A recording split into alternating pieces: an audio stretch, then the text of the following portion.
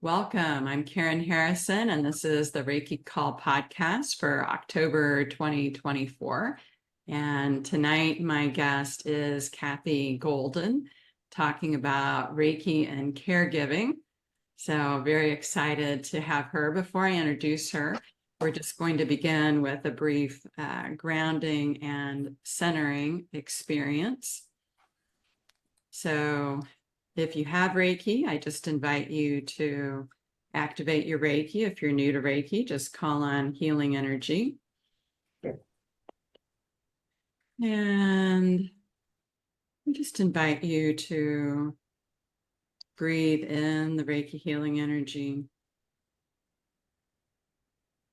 Breathe out Reiki healing energy.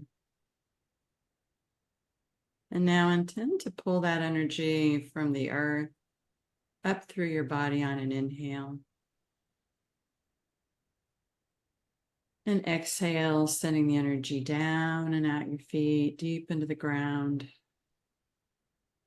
Intend to wrap around the center of the earth. Inhale, earth energy up. And exhale, earth energy down.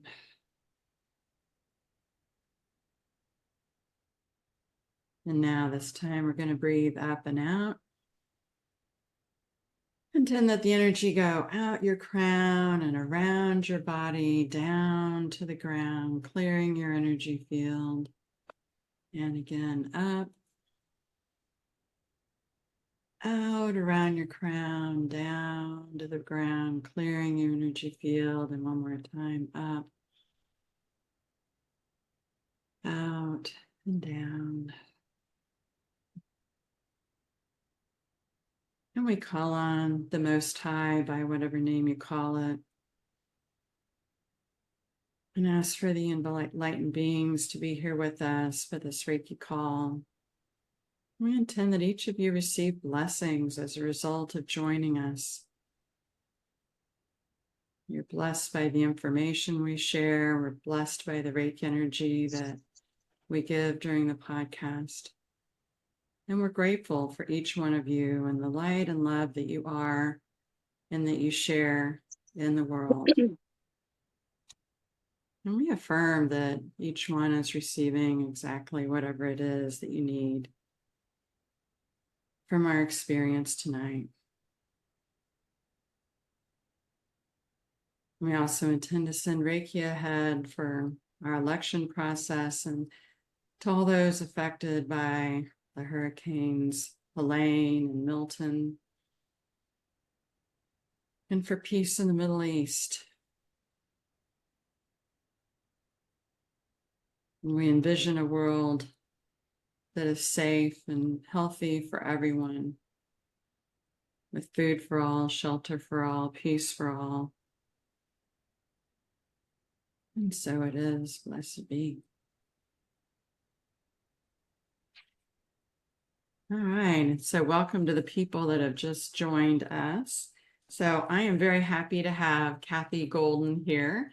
She was one of my student teachers in the licensed teacher training program with the International Center for Reiki Training. So I had the pleasure of working with her closely for a few years and following her growth and journey.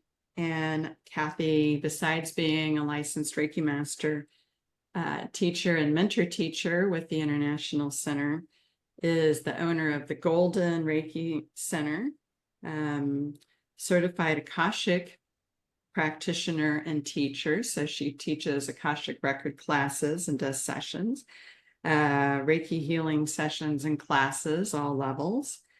She offers a 6-month Reiki mentorship program and Akashic record readings and practitioner training. And she teaches classes online and in person. And she's located in Minneapolis, Minnesota area. So welcome, Kathy. Thank you. I'm excited to be here.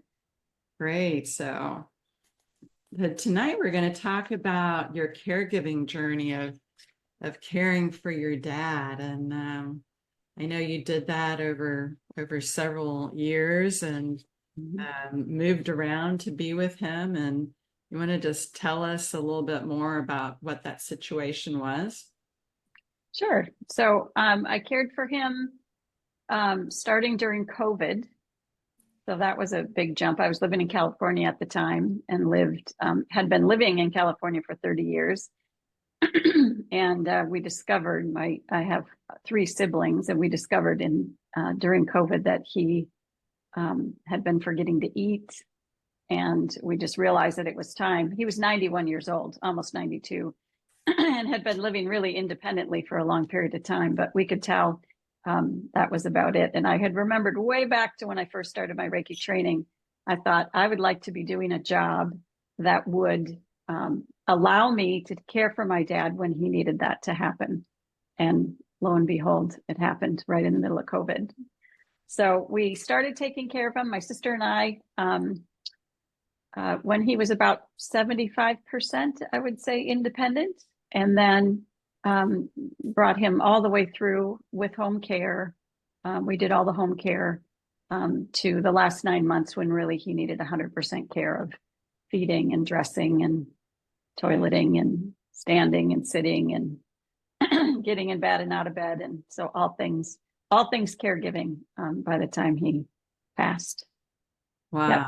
Wow. And how many years was that? Just over 3. It was just That's over 3 years. that's what I Yep. thought. That is a lot. And bless It you. was a trek. Yeah, bless you for doing that. That must have been quite a healing, growing journey. Now, what were some of the greatest challenges that you faced during that experience? Well, I think the main thing was the constant adaptation to his care needs, because it really could change by the day. One day he would be able to button his shirt, and then it seemed like the next day we were finding clothes that had Velcro closures so that he could still kind of dress himself. We moved into diapers for him. So all of those things that you just have to manage day by day. Some days he could eat, and then a week later, the things he could eat, he couldn't eat anymore. So it was really, I would say, staying composed and also working with him with the frustration for him in losing his independence. And sometimes he'd get a little snarky because he wasn't used to, he was so used to being fiercely independent. My mom had passed away in 1997, so he had been living alone for a very long period of time. And so him dealing with that and us dealing with supporting him when he was resisting the care, that part was kind of hard. And then also going from managing my own business into having my life dictated by completely by his care and what he needed. So, my days would have this many clients. And then as the caregiving went on, it reduced and reduced and reduced. So shifting to that was a big difference too. Wow. Yeah, Yeah. I can't even imagine. And you did that caregiving in Dallas. No, where We started in Minnesota. Yeah, we started in Minnesota. My sister had a home has a home in Fort Worth, Texas. And so it was getting closer to winter. I stayed here the first winter. I say here because I'm actually in the home that I was raised in the house that we were caring for my dad in. And I spent the first winter here, and then it got close to the second winter, and my sister and I said, it'd be really good if we were not in Minnesota for the winter, especially because my dad would walk every single day. I mean, for many, many years, he walked every single day. And at the time, he wasn't quite yet using a walker, but we could tell he was going to be. And so we started a conversation with him about, well, Dad, what do you think about going to Texas for the winter? And he said, well, why would I want to do that? I've never been to Texas. I've always been in Minnesota every winter. Why would I want to leave? And so we kept on kind of just gently talking to him about the subject. And then one morning he says to me, honey, I had an idea. I said, what? He said, what do you think we go to Texas for the winter? said, what a great idea, Dad. Let's go to Texas for the winter. So we ended up being there for 18 months and actually started his hospice care down in Texas. Did that a few months before we realized it really was time to get back here for him to be with family, which really was the most important thing in his life. So we started here, went to Texas, came back to Minneapolis again. Wow. I think I remember seeing some Facebook posts of you and your dad on the plane and Yeah, absolutely. Yeah, he was just, you know, he had these blue twinkly eyes, and everybody who met him just fell in love with him. Just fell in love with him. All his caregivers, they couldn't wait to come and spend time with him. He was pretty darling. It was quite healing for our relationship as well, which I can get into as we move along. okay. Excuse me. Yes. Well, how did Reiki help you with all of that? Staying calm, staying centered, being present. That was the big thing. Because that's where really the jewels would come forth is being in the present moment, and not being worried about what's the next thing or being concerned about, what's pulling my life away. I would have missed those opportunities in the morning when I'd go wake him up, and things that he would never say to me when I was growing up, but he would say during the caregiving. He'd say, well, there's my beautiful Kathleen. And I'd think, oh, hi, Papa. Like, what a sweet way to start the morning. But if I was busy about what to do and how to get him out of bed, I would have missed those moments. And so there was really quite a bit of healing that happened between the two of us. So I would use the Holy Fire meditation. I would do a lot of self Reiki to start my day. I would go walk. We walked together, the two of us, and I would use Reiki for the two of us to be protected and for him to be safe while we were doing the walking. I would walk myself and do Reiki just to have that be extra healing. And I sought Reiki sessions from my students and fellow practitioners to get the extra support that I needed to. And then it also helped him because I would do chair sessions on him. And he'd say, honey, that feels so good. So he'd be in a chair and you'd be giving him Reiki. And so did that help with his aches and pains, or was he pretty comfortable? He didn't, we lucked out. He didn't have a lot of aches and pains. I mean, that body of his, because of all the years of walking that he did, it's really what allowed us to take care of him. Because he had the physical strength for us to, I'm only 5 feet tall. And so getting him in and out of chairs, if he didn't have that strength, it would have been really difficult to do. And he really wanted to stay home. He really, really wanted to stay home. And that was one of the things that helped us to do that. But it did help with his confusion and his frustration. And, there's a window of time from when you're aware that you're confused, like he was aware that he was confused, and that's frustrating. So he's thinking, God, I should know the house I grew up in. I should know the name of this person. I know this person. I know that city. And that window is very frustrating before he would move into the place where he wasn't any longer aware of the fact that he was confused. Mm-hmm. So Reiki really helped to calm him down in those situations. Yeah, it was really powerful. Yeah, so that's amazing. To be able to give Reiki for mental emotional healing as well as physical, whenever that is needed, and to take care of yourself. And I remember that you also were sharing these duties with your sister, and I know family dynamics can be a challenge. So did you also use Reiki in your relationship with your sister?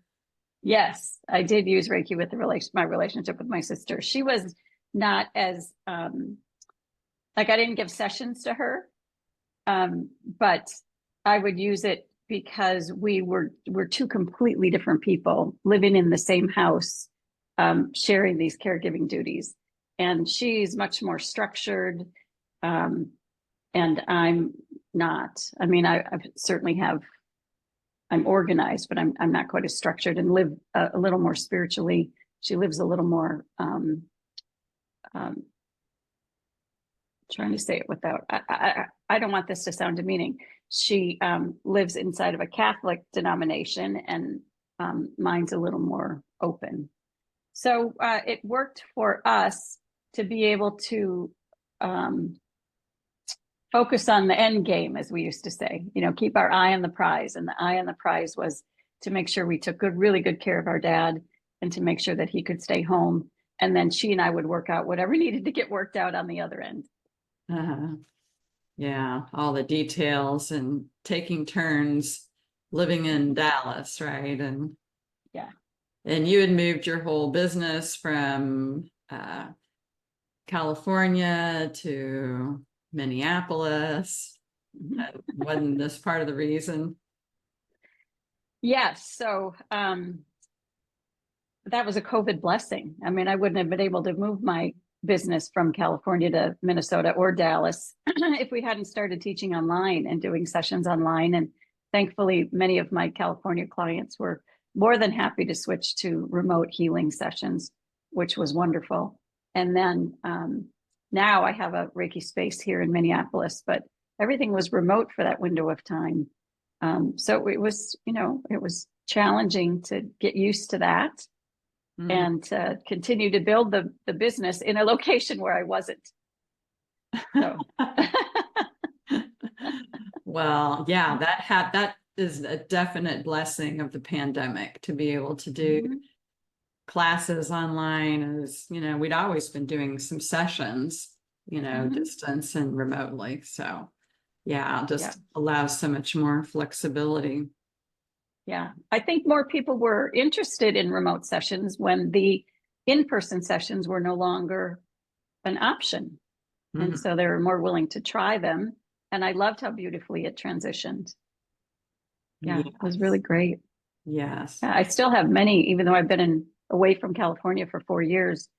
I have a ton of clients still that are remote from California. Yeah. Wonderful.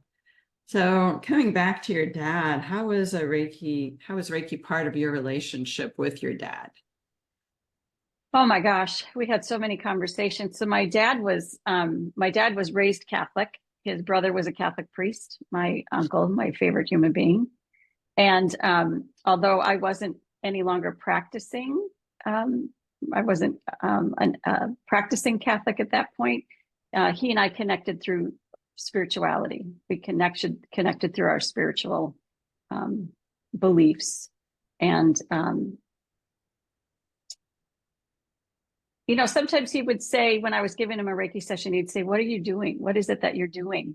And I was trying to think of a way to talk to him about what it was I was doing that would be a way that he could understand it. And so I said to him, I called him Papa. Ooh, get a little choked up sometimes talking about him. I'd say, Papa, Reiki is a little bit like prayer for me. It's like prayer with a real intention. And so when I give a Reiki session to somebody, it's like I'm praying for them really, really hard. And sometimes miracles happen as a result of the work that I'm doing with them. And he said, "Well, I think that's amazing." And that really, really resonated with him. And I can remember a time, well, I'm probably going to sidetrack too much, but one time he had said to me that there was a friend of his whose son was sick. And he said, "We have to tell my daughter that your son is sick because, she's in the business of miracles." Which I thought was such a beautiful way to describe Reiki. So that was really something that made a big difference in our relationship. And I would start to share experiences with him about some of the really amazing things that had happened through some of the sessions that I had done with Reiki. And one night, it was just the two of us in the house one night, and he was pretty lucid. And I always like to capture those moments when he was pretty lucid.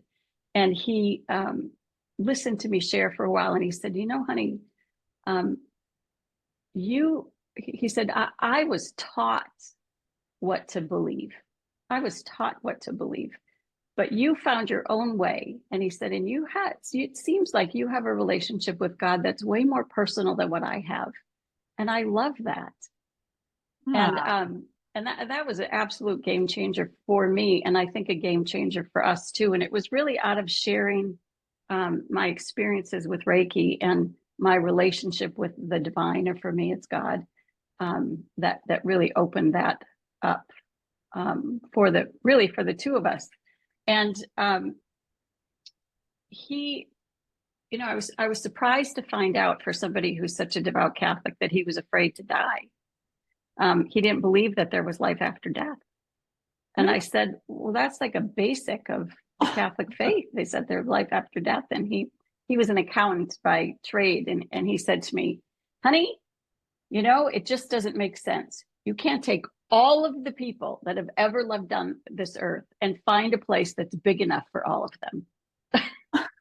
Doesn't make sense. He says, when you're dead, and that is it. And so I could just feel in that moment, I'm going to play a role in this transition for him. Like, I think this is part of why I'm here. And so I think that those Reiki conversations and the spiritual conversations that we were having is what really started to open that possibility up for him, that there was something that could happen for him after death. And so I would say things like, let's just pretend for a moment that there is a heaven and that you actually get to go there after you die. Who'd you like to see? Is there anybody you'd like to talk to? And then he would have to think, because sometimes he couldn't even remember the people in his life. But he sat there for a couple of minutes and he said, I think I'd like to talk to my mother. I said, well, what would you talk about? And then he would share about what he would like to talk about with her. And I said, well, what about my mom? What about your wife? Oh, what was her name? And then he'd remember, oh, I would like to talk to her. I said, I bet you could polka. I bet you could polka in heaven. I bet you could go golfing. And that's where he drew the line. He's like, oh my God, you cannot golf in heaven. Like, you cannot golf. But it really opened that door for him to start to feel comfortable with the idea that there might be something for him, and there might be some people he might get to see again. well, that's just really amazing. And that's so interesting that he was a Catholic who didn't believe in life after death. I was shocked. It's like, what, you believe the bad parts of Catholicism, or, the sin and guilt, but not the good part that there's a reward in heaven. Exactly. I said, well, this is truly a test of faith for you. Yeah. Yeah. And let me reframe that. I mean the bad parts, but the parts that people find more challenging, the Yes. sin and guilt and shame parts. But yeah. Well, did he finally come around to being more open to He the did. idea of He heaven? did, through those conversations that we had, for sure. And then I was teaching a Reiki master class. And during one of the experiences in the master classes, I had this beautiful visual of me talking to my dad and saying to him, Papa, when it's time for you to transition, I'm going to hold your hand really tight on this side until on the other side, they hold your hand really tight so that we both know that you made it okay. And I thought that was such a beautiful thing. So after that class, I went home and I said, Papa, I had this idea. When it's really time for you to go, I'm going to hold your hand really tight here till somebody over there holds your hand.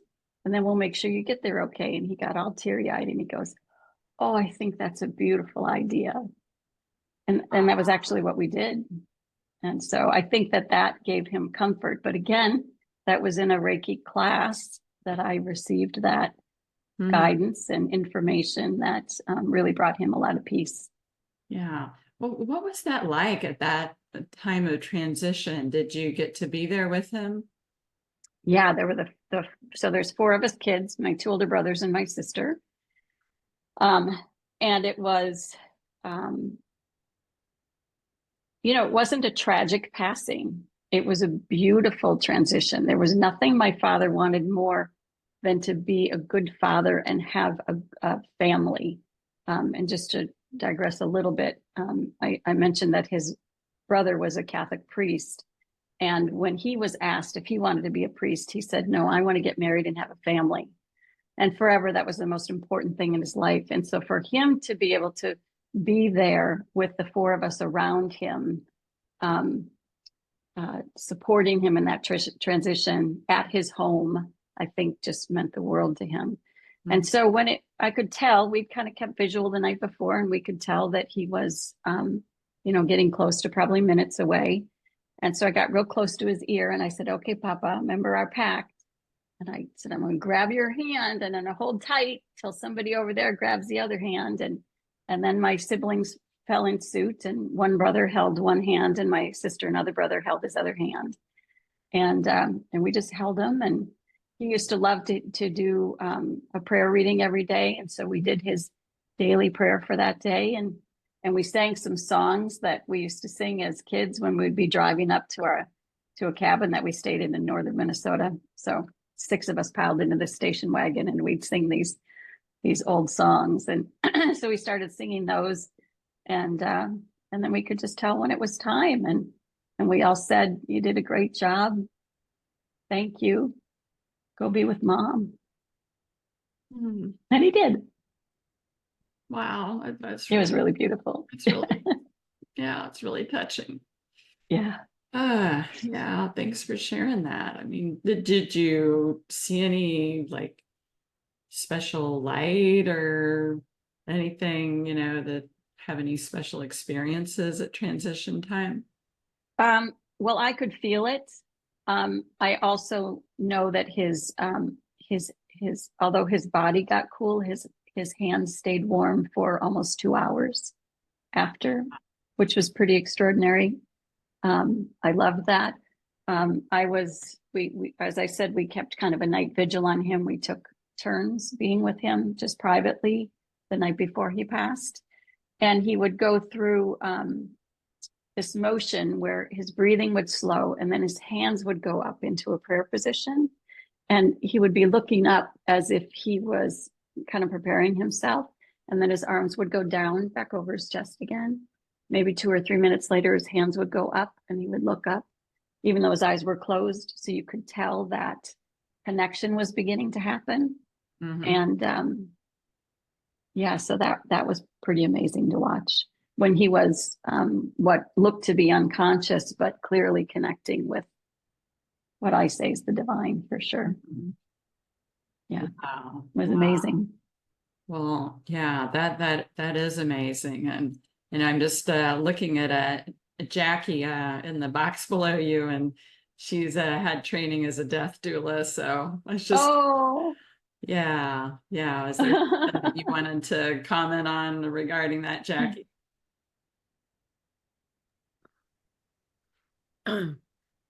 I thank you, first of all, for sharing this beautiful experience. It's very touching and very poignant.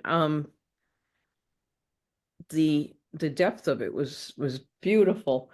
That ending part is such a sacred time that they share with us, and that you were very present.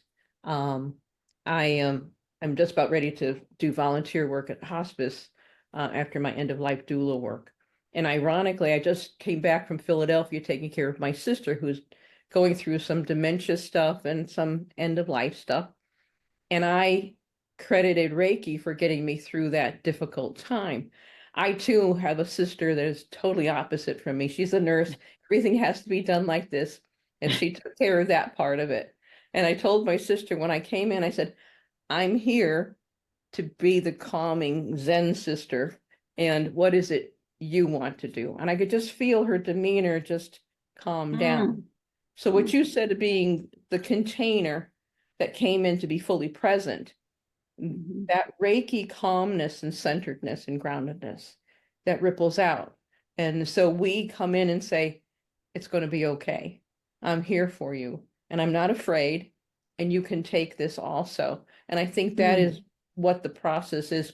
Just having done that and listening to yours is like, yes, that's where it was. I I often gave credit to Reiki for being, there were she had fallen. There were things that happened while I was there getting called in the night, and you're coming up and you don't know what you're going to find, but knowing we've got this, because as we know, we don't do any of this alone.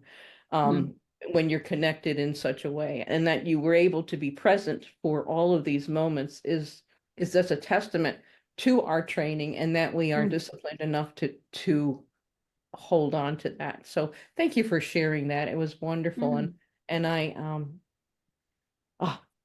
there's no words. There's no words. Thank you for sharing. Beautiful.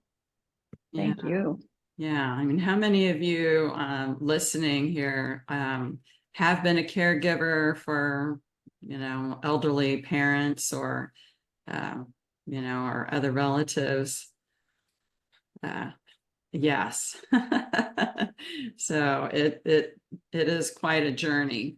If anybody has any questions, as you go along, as we go along, or if there's something that you want to share, just let me know and we can do that. So okay, go ahead, Pat. I had a real similar experience, Kathy. My mom was very much a religious person, and she didn't want me to get close to her doing Reiki. And I said, okay, I can do it over here. It's okay. But finally, she would sit in a chair and she would let me put my hands on her back. And I just laughed at one time when we first started doing that. She said, your hands are so hot. I said, thank you. Yeah. So she was feeling it. She just didn't know it. But yeah, she turned 90 on December 1st, and December 2nd, she passed away.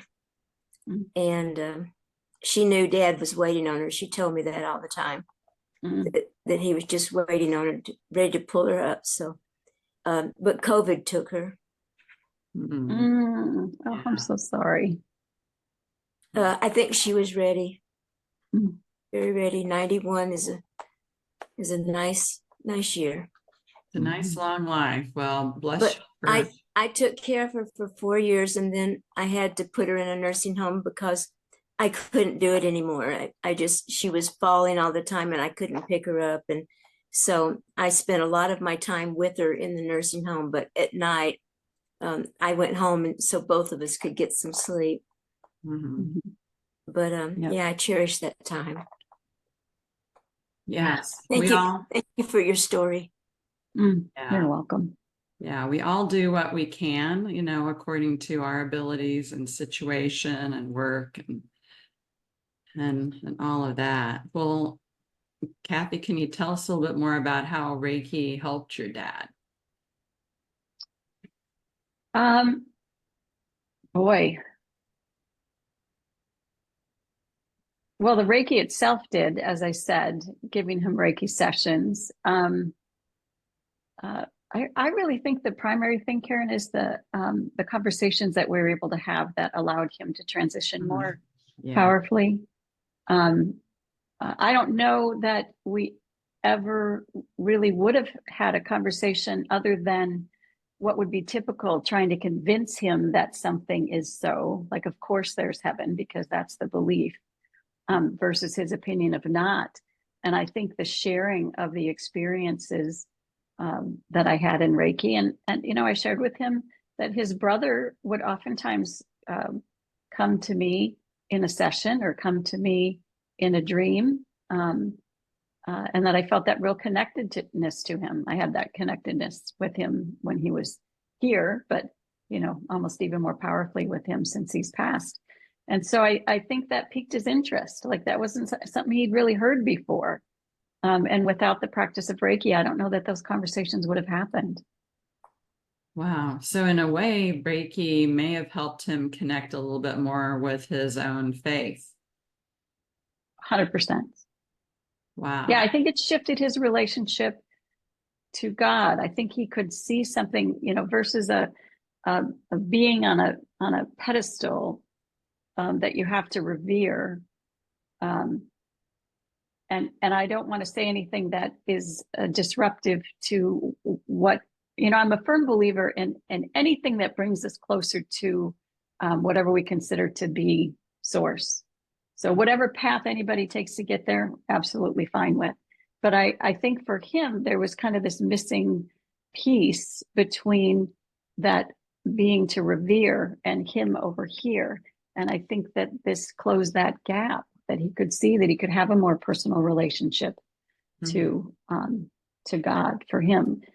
He went to mass every week, even in a wheelchair. We were taking him to mass every week. I think it was just the last 2 or 3 weeks of his life that he didn't go. And I think that those experiences became more profound as he got closer and started to understand there could be something more there. Yes, I think that's pretty cool. Reiki can help you to have a closer relationship with your spirituality. Yeah, Nancy, you wanted to say something? Yeah, Kathy, how did Reiki, does your sister do Reiki? I mean, how did it influence you guys from a caregiving perspective?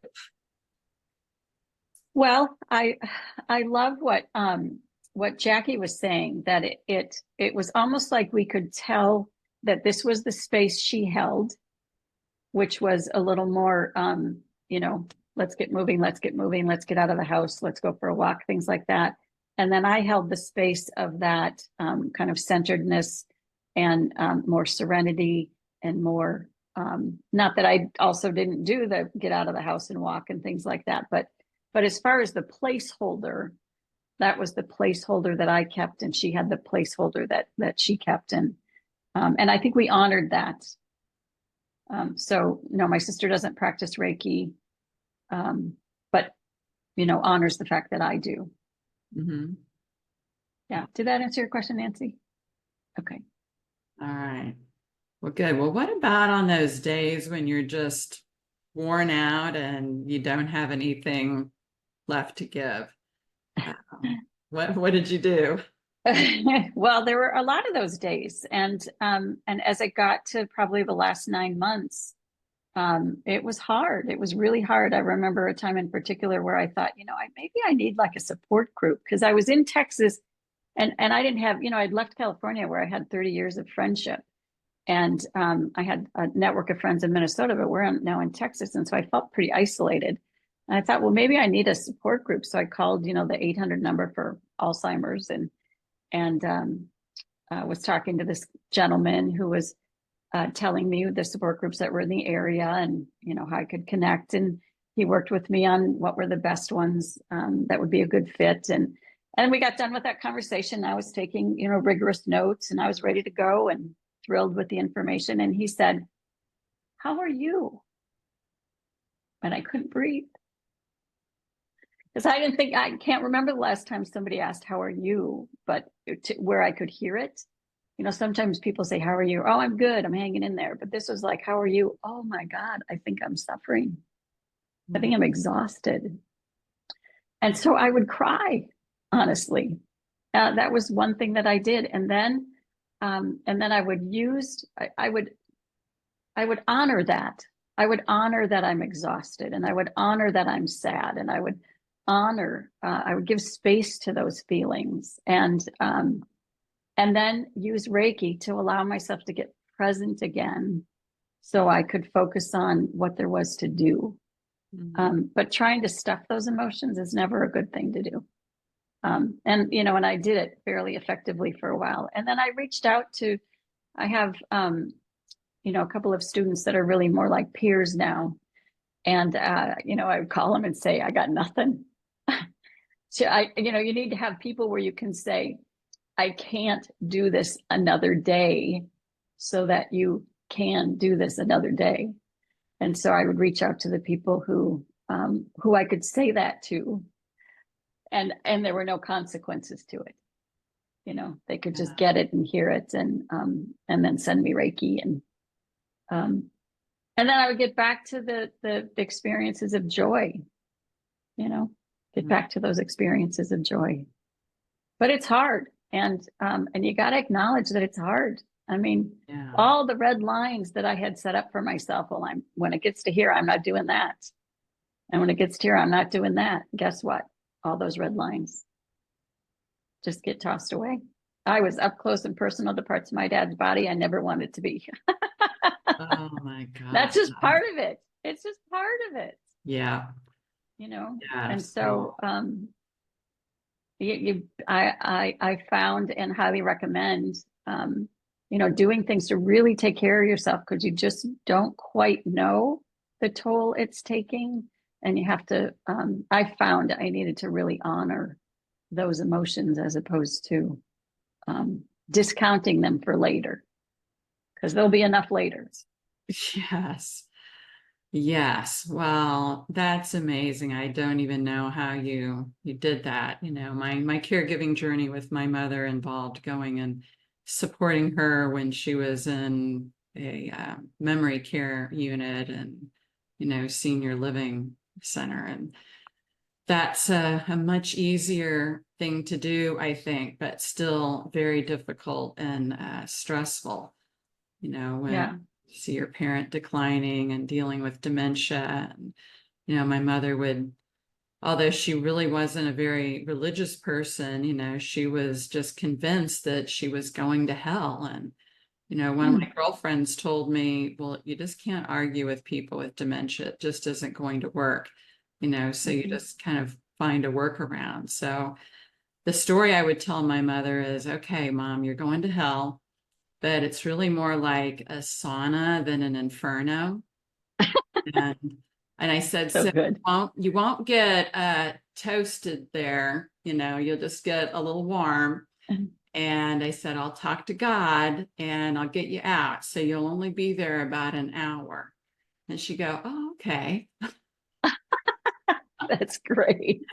So, you know, just things like that. And then she'd tell me that, oh, you won't be able to find me today because they've moved me to the baby unit, you know, because by that time she's in diapers. And I said, well, Mom, don't worry. I have a tracking device on you and I can find you wherever you're at. Yep. So, You have to just go completely along with the story of the day. yeah. The story of Yeah. the day. That's what we used to say. Story of the day. Story of the day. So yeah, I mean, and trying to work and maintain your Reiki business while doing all of that and while moving around, you know, back and forth from Dallas to Minnesota. And I mean, what an amazing journey. I mean, perhaps you might feel like you gained a lot of spiritual strength and resilience as you made your way through so many hard things, you know, like you said, where you'd set the line, no, I can't do that. No, I can't do that. And then you end up doing that. Mm-hmm. Yeah, well, I am without question not the same person post caregiving that I was pre caregiving. I mean, and happy about that. And in so many ways, I wouldn't change a thing.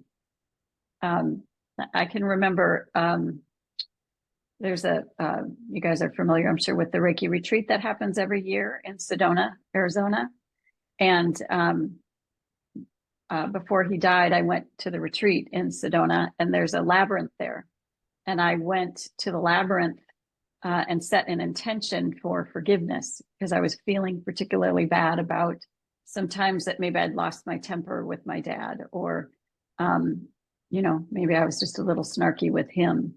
And, he was behaving like someone with dementia, and I was snapping back like he was doing something personally to me. And so I was feeling sad about that, and I was seeking forgiveness for the times that I treated him what I thought was poorly. So I was walking through the labyrinth, and I just heard this voice that said, there's nothing to forgive. It's all part of it. The good stuff, the bad stuff, what you considered bad. It's all part of the journey. There's nothing to forgive. And boy, what a powerful relief that was. But what a true, talk about deepening your spirituality. I mean, what a sacred place to be in this taking care of your father. And my dad and I, we butt heads a lot. It wasn't like it was this sweet relationship the whole time. I used to tell him he was kind of an SOB sometimes. And so it was extraordinarily healing and spiritually healing to just be able to watch as a daughter, to see truly how deeply he loved his children, and truly how deeply he loved his girls. I mean, he loved his girls. And I would never have known that otherwise. Would never have known that.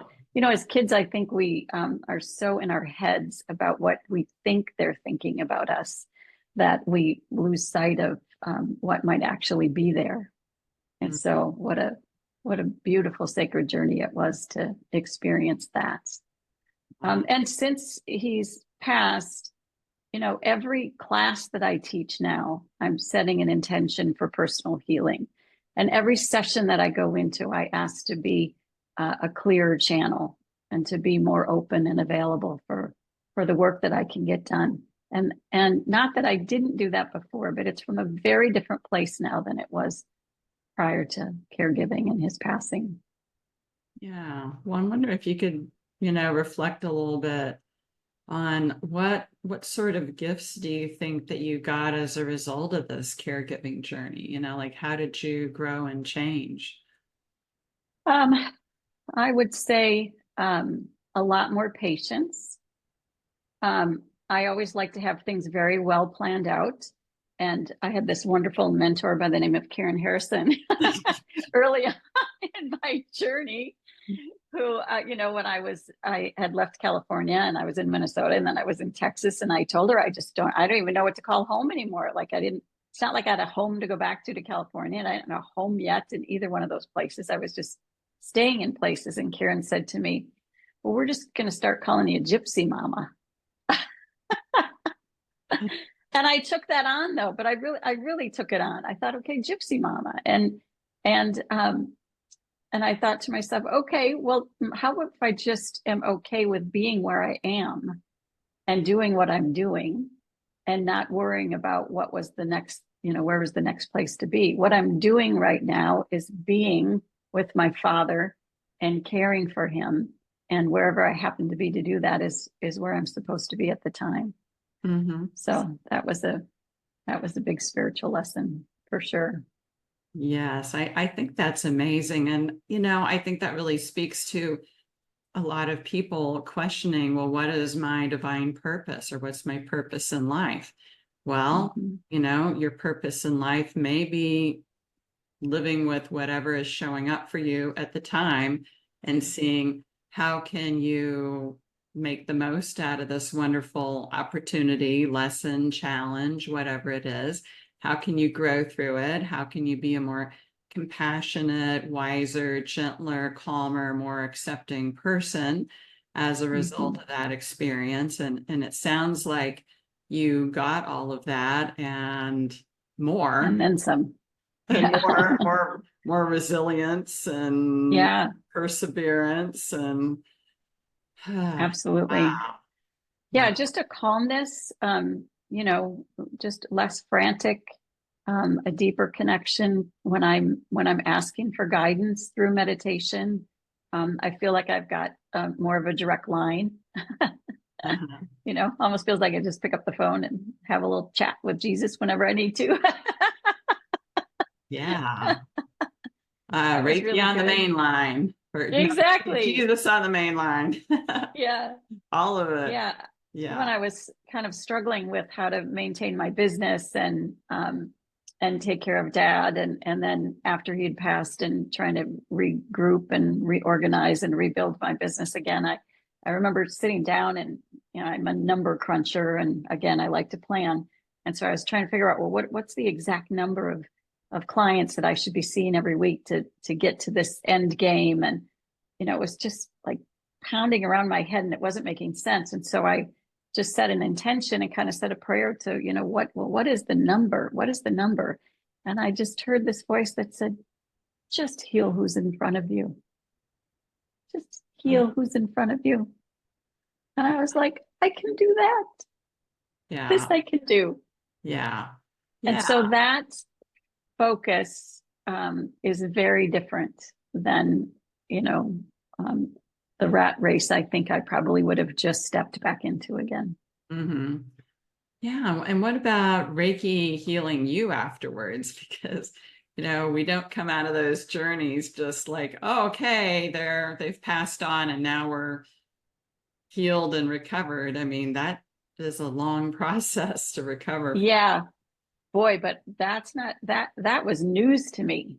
That was news to me. Oh. Like I knew that there would be time, you know, that you would need to have time to recover.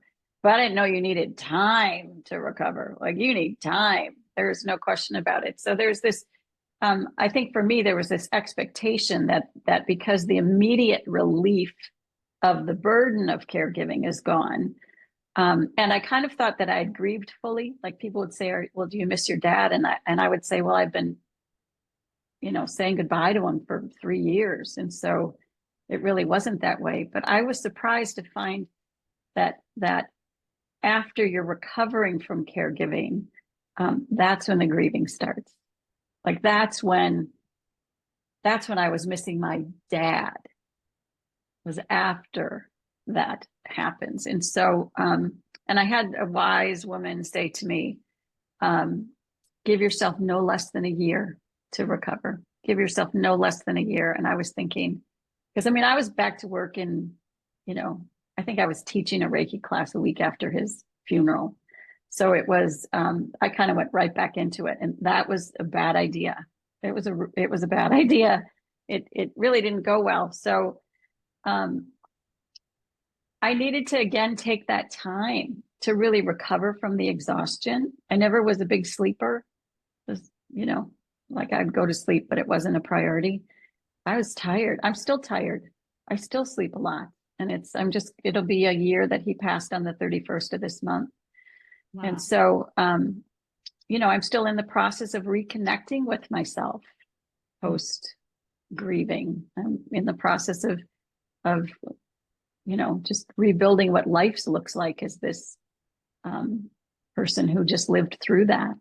Mm-hmm. But I also just find a lot of peace in knowing that my dad got to stay at home the whole time, and to be able to feel proud of the work that we did, knowing that our bond is something deeper and more eternal as a result of our being together, and then also Reiki supporting that connection.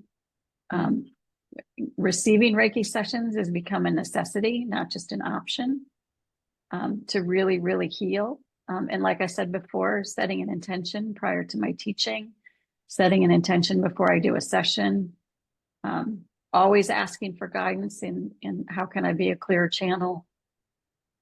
Just taking really, really good care of yourself. Knowing that it is, you know, it is, what I discovered is that I knew nothing about recovery. I really didn't know anything about recovery, and until you're in the middle of it, and I have a tremendous amount of compassion now for people that have gone through caregiving, and also to be able to offer compassion for the recovery.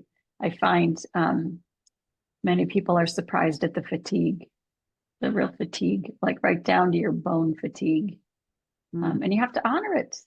We don't have to do anything, but it helped me to honor it. Well, absolutely. I mean, yeah, the level of exhaustion, I can't even imagine that for what you did. I mean, that is just quite an accomplishment for you and your family and the love that you shared with your dad. So that is really amazing. Well, I'm wondering, Spectacular. yes. So I'm wondering if anybody has any other questions or comments as we're kind of moving into the end of our time.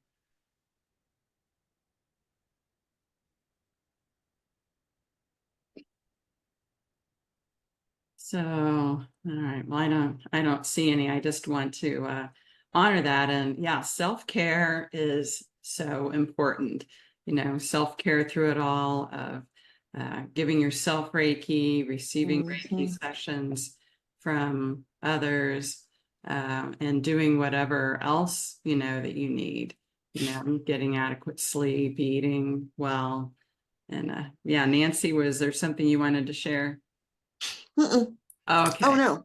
Okay. All right. Mhm. So yeah, Kathy, Pat, I'd just like to say thanks a lot for telling your story like that. It really meant a lot to me. I'm so glad. Thank you. yeah, yeah. I have sort of a late question that's coming into my head.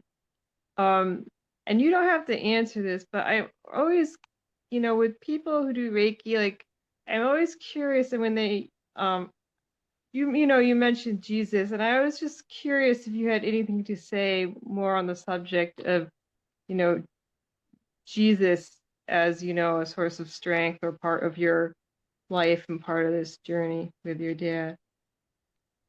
Um, well, let me first start by distinguishing that's my Reiki journey, and that is, there's a spirituality of Reiki where it connects you more deeply with Source, and my personal connection with Source is Jesus, God, Mother Mary, and so and having that more what became to me a much more personal relationship, an intimate relationship, really gave me a lot of strength. So where Jesus, God isn't necessarily part of Reiki because Reiki's not a belief system. It was my connection that called that to be in my Reiki practice with my dad. Mhm. Did I answer your question? I feel like I kind of swerved off to the left a little. So I guess what I'm trying to ask is, so there was, there was a deep connection with Jesus that helped you through this. Yes. Part of it. Okay. Yeah, there was a deep connection with my spiritual connection with God.